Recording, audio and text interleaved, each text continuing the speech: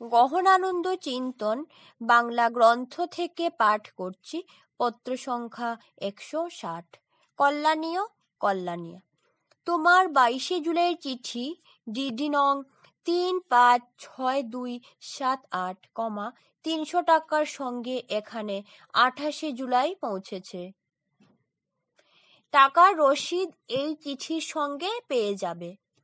শ্রী শ্রী ঠাকুরের নাম জপ করার অধিকার শ্রী শ্রী ঠাকুরের কৃপায় পেয়েছ।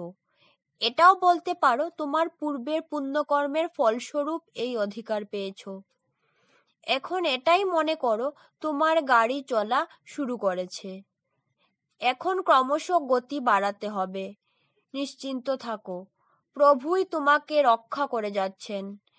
ওনার উপর সম্পূর্ণ ভরসা রাখো এবং এটাই বিশ্বাস করো উনি তোমার সঙ্গে আছেন।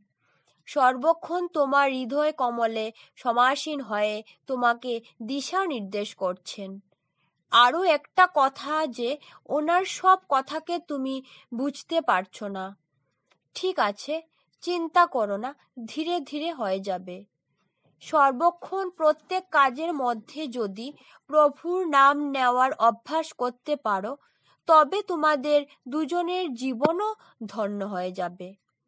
আমি শ্রী শ্রী ঠাকুরের কাছে তোমাদের দুজনের কল্যাণের জন্য সর্বদা প্রার্থনা করি। ইতি তোমার একান্ত শুভার্থী স্বামী গহনানন্দ।